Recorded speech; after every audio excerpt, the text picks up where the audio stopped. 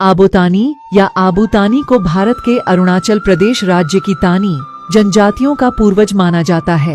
आबोटानी तिब्बत और अरुणाचल प्रदेश में स्थित हैं। चीन में आबोटानी जनजातियों को लोभा जातीय समूह के हिस्से के रूप में मान्यता प्राप्त है। अपातानी, नीशी आदि गालोस, तागिन और मिशिंग अबोतानिस की उपजन जाति हैं।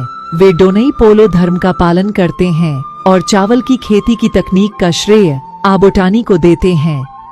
एक बार आबोतानी भोजन की तलाश में जंगल में भटकता रहा। वह एक विवाह समारोह के दौरान ताकरताजी के स्थान पर गए, जहां एक मिथुन की बलि दी गई थी। आबोटानी की एक चाल के कारण ताकरताजी केवल एक जानवर की बलि दे सकते थे, जो अतिथि को वितरित करने के लिए कम था। आबोटानी के कुत्ते किपुंग और हिरण डम्पो ने सड़े हुए सोया बीज उन दिनों का मुख्य भोजन का एक पैकेट साझा किया। हिरण ने पैकेट को लात मारी और भाग गया। कुत्ते ने उसका पीछा किया। आबोतानी ने उनका पीछा किया। कई दिनों के बाद वे डिगो आने पहुँचे। भूमि का रक्षक। डिगो का अर्थ है भूमि और आने का अर्थ है माँ, जहाँ लोग चावल के पाउडर को धूप में सुखाने के लिए बिखेर रहे थे। आबोटानी और जानवरों को पकड़कर कैद कर लिया गया। कई दिनों के बाद आबोतानी ने एक चाल चली।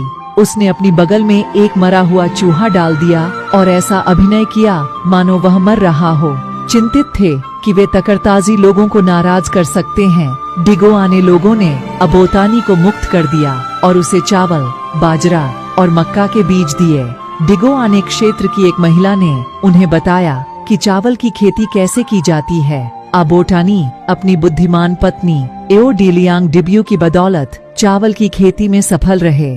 हालांकि उसने दूसरी महिला से शादी करने के लिए उसे तलाक दे दिया। नई पत्नी की आराम की चाहत ने उसकी संपत्ति को बदनाम कर दिया। जब आबोटानी को इस बात का एहसास हुआ तो उन्होंने दूसरी पत्नी को छोड़ दिया और अकेले ही खेती जारी रखी।